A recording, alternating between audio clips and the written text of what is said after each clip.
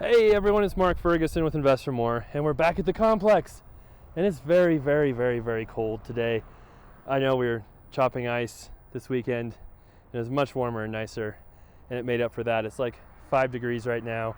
It was below zero this morning and last night, and a little bit of snow, as you can see. It's supposed to kind of have a little bit more snow here this week. The complex, if you haven't seen it before, is a 7-unit property with 5 units in that building. A little tiny house right here, which actually used to be a gas station a long time ago. That used to be a hotel a long time ago, or a motel. And then that's the house where the owners lived a long time ago. And we bought all of it last year. Had some tenants that we did cash for keys for, had to do an eviction, a 500 tire eviction, which sounds crazy, but that's what we did. And had a lot of other drama here. So it's been interesting and fun. It has its own playlist if you want to see all the drama and crazy videos that we've had over the last 6 to 8 months or however long it's been. And today we're showing the remodel progress. So it's all vacant. We've remodeled quite a few of the units. Most of them are almost done. The house is making progress. We've started on it too, the big house. And then the little house, we have to decide kind of what to do and finalize those plans too. So we'll show you that and see what everybody thinks there as well. So let's take a look, see what kind of progress has been made, where we're at on everything, and then love to hear what you think on the place. Love seeing comments, likes, shares, all of that. Keep that coming. Of course, Invest for More, my blog, has a lot more details on flips, rentals, being an agent, all of that too. And let's get started in that house over there. Well, here is the house that we're making progress on. And we've saved the houses for last, hoping to kind of get the other units all done first and maybe rent those. But we might just end up getting everything done at once before we start renting them, which might be the best way. And you can see the ceiling is so much better now. And we ended up just reframing it, doing all new sheetrock, just because it was so rough, and tearing down all the junk that was up there. And the problem with plaster, and why you see a lot of drop ceilings like they had before, is that, lath and plaster, there's not a whole lot to nail to or screw to, because it's got the real small skinny boards. And then if it starts breaking and falling, there can be a lot of weight to it as well. So if you put sheetrock over it, sometimes, especially a ceiling, can cause it to sag or drop, or even walls sometimes. That plaster keeps coming down, can cause issues as well. So all the windows are in. We still have windows left over for the small house. Today, hopefully we'll come up with a plan for the small house and what to do on that floor plan. We'll show you that here soon. And then, as you can see, the bedrooms look similar, but the drop ceiling is gone here too.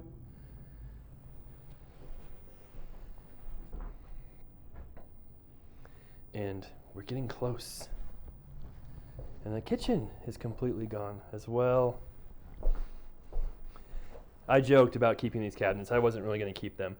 But this is where the panel, the drop ceiling, had covered up the top cabinets before, which was pretty crazy. And we didn't find anything super cool up there, except for roaches. So sorry about that. That looks like mold right there. So obviously that needs torn out, cut out. And then back here will be a bedroom as well.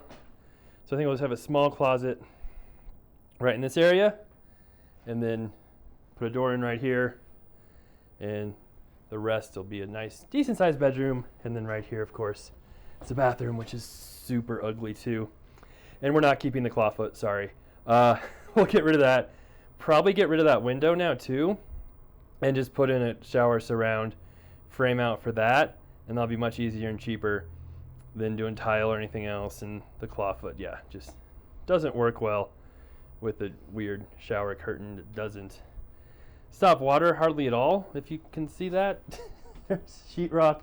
That's kind of like the, whatever they call the stuff you put on the wall that's sort of waterproof, but just above it. Yeah, I wonder why there were giant holes in the floor here. Couldn't possibly be because of water leaking. Nope. So that's this house, making progress, getting closer. You can see kind of how frame below the plaster, and we'll put sheetrock there and do it right there. And then we'll look at the other units here too. This is unit number 5. So this is it was a 2-bedroom, now it's a 3-bedroom. And this is where the lady lived who was fighting with the other tenants and claimed she didn't know the 500 tire eviction people, but then drove around with them all the time. And this is where all the 500 tires were stored over here. So much drama here. And it's kind of crazy to think back on all the stories that we can't even remember really. So we do have most of the kitchen in, so we'll show you that here soon. This used to be a garage over here. Now we have another bedroom. So it's a 3-bedroom. The closet. And then our bathroom comes off this hallway now, where it used to come off through the kitchen right here, as most of them did, which was pretty weird. And yeah, nothing crazy fancy here, but safe, mold resistant. That's the key. And then you come back this way to get to the kitchen. And we open this up a tiny bit here. And then you have, yay! So right in the middle there was where the door went to the bathroom before. Made it really hard to have decent kitchens. Now we have a sink. The dishwasher will be here soon. Stove there, fridge right there, and cabinets. And then you've got your 2 bedrooms right here. So now we have a 3-bedroom, adding value that way. Again, lots of ways to add value on multifamily properties, single-family properties, but here we did it in like 25 different ways, just by adding a bedroom here, remodeling, having different tenants come in, improving the outside, so many different things. The efficiency with new windows and different things, HVAC, all of that makes a difference to the bottom line and adding value. And it's not just making them look nice, but having more income and less expenses really changes the whole feel of the entire place. So let's look at the other units here too. So number 4 we've shown a bunch, is pretty much done. This is number 3, which looks the same as before. Plumber's in there right now, getting it ready for kitchen and bath work. Here we have the laundry room, which looks about the same. And then we do have one coin-op laundry washing machine in the house because we ordered it for the Ocho, another 8 unit we have, and we didn't end up needing it. But we have that here, so you get a dryer for that. And then here is number 4, which is coming along as well. And this one is cold, and we don't know what's going on. We have electric baseboard heat. We don't have a whole lot of other options here. And not sure if they're working right. And the other weird thing is that quite a few of those disappeared, or we had them put in, installed, all set up right. And then when the remodeling started, the contractors took them off, tried to put them back. And somehow, through the puzzle and confusion, we didn't have enough of those coming back. So not sure what happened there, but we've got to get a couple more of those baseboard heaters, make sure those are working right. Then here's this kitchen here is in. Again, this one went through the bathroom before too.